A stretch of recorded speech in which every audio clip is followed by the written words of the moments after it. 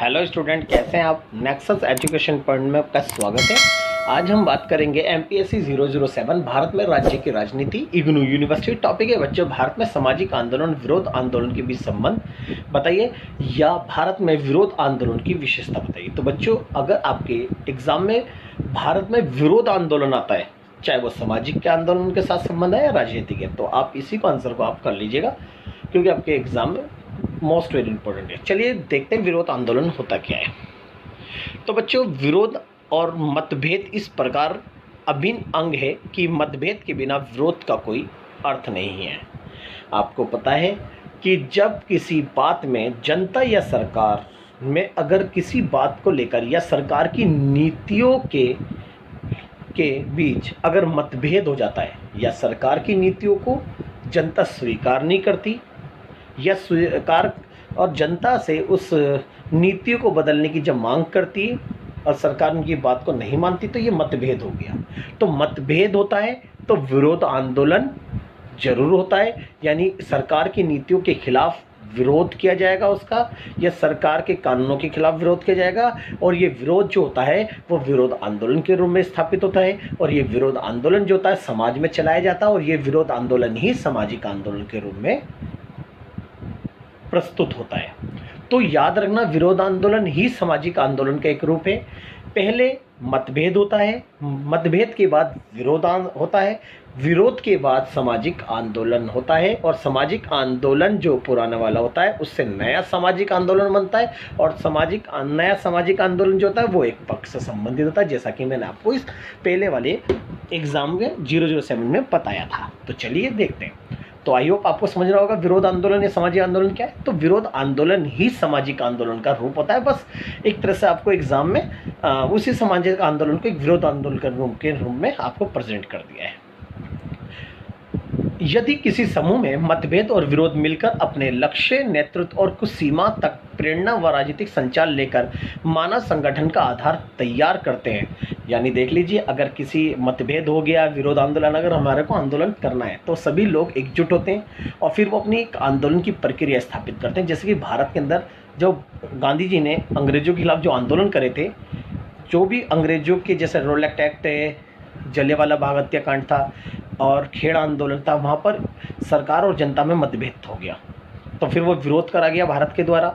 और भारत ने जब भी आंदोलन में गांधी जी ने जो भी आंदोलन चलाए, पहले उसके लिए उन्होंने एक रूपरेखा तैयार करी, यानी उन्होंने एक आधार तैयार करा, फिर उसके बाद आंदोलन करा। ठीक उसी प्रकार से आज जितने भी आंदोलन होते हैं उससे पहले उसका आधार तैयार किया जाता है, मानव संगठन को तैयार किया जाता है, मानव को इकट्ठा किया जाता है, फिर उसके बाद सरकार के खिलाफ आंदोलन किया जाता है।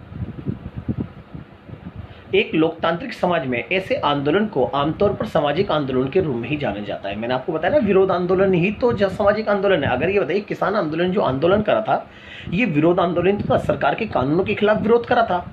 पहले मतभेद था, फिर विरोध हो गया, विरोध से ये सामाजिक आंदोलन हो गया, यानी समाज से जुड़ गया। समझो बच्चों। और 20वीं शताब्दी में उत्तरार्ध से नव सामाजिक आंदोलन के रूप में ये आंदोलन विभिन्न विषयों को लेकर उत्पन्न होते हैं। आपको पता ही है, पहले आंदोलन होता था पूरे सरकार, आज क्या होता है, वो एक पक्ष से संबंधित, यानी नव आंदोलन, यानी नव सामाजिक आंदोलन हो गया, नया सामाजिक आंदोलन। जैसे ये आंदोलन हो गया पर्यावरण से संबंधित, लिंग भेद हो गया, मानवाधिकार आदि से संबंधित।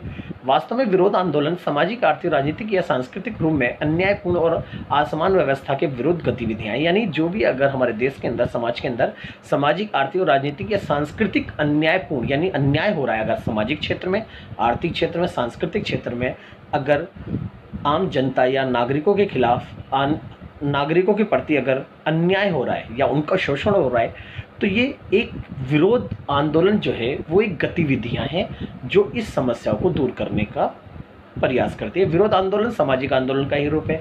सामान्यतः राज्यों की राजनीति सामाजिक व्यवस्था का ही एक हिस्सा है। समाज में होने वाली गतिविधियों में राजनीति भी शामिल होती है। डेफिनेटली मैंने आपको बताया कि राजनीतिक आंदोलन में, सामाजिक आंदोलन में सभी राजनीतिक दल भी जुड़ना चाहते हैं, ताकि उस आंदोलन से राजनीतिक दलों को लाभ मिले। होने वाले विरोध और आंदोलन से राजनीति भी प्रभावित होती है। प्रारंभ से आपको पता ही है कि जब विरोध या सामाजिक आंदोलन होगा तो या तो सत्ता या सरकार भी प्रभावित होती है, अपने नियमों को यानी अपने निर्णयों को वापस लेती है।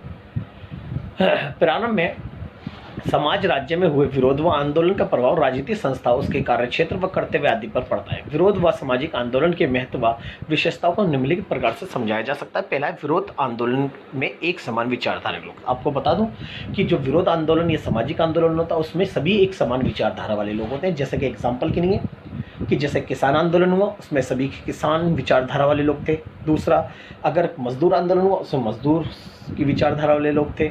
अगर कोई महिला आंदोलन हुआ उसमें महिला विचारधारा वाली आंदोलन थी। तो याद रखना, विरोध आंदोलन जो होता है उसमें एक विचारधारा वाले लोग शामिल होते हैं और सभी एक समान विचारधारा वाले लोगों का संगठन स्थापित होता है। नेक्स्ट है आंदोलन अहिंसा पर आधारित।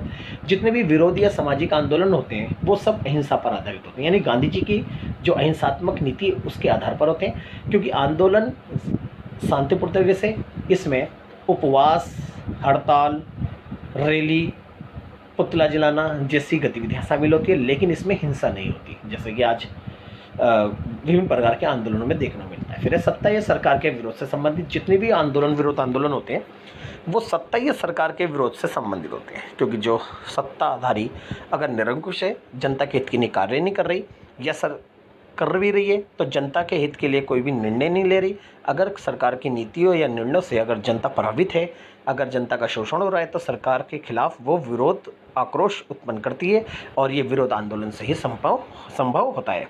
नेक्स्ट है, स्वयंसेवी संगठनों के द्वारा आंदोलन का संचालन। जितने भी विरोध आंदोलन होते हैं वो सब एनजीओ यानी गैर सरकारी संगठन होते हैं, स्वयंसेवी संगठन, उनके द्वारा चलाया जाता है। क्योंकि हर आंदोलन को, विरोध या सामाजिक आंदोलन को एक नेतृत्व की आवश्यकता होती है और स्वयंसेवी संगठनों के द्वारा उनकी जो आवश्यकताओं की पूर्ति आंदोलन के दौरान वो इस संगठनों के द्वारा पूरी होती है। फिर है जनता की समस्या का समाधान।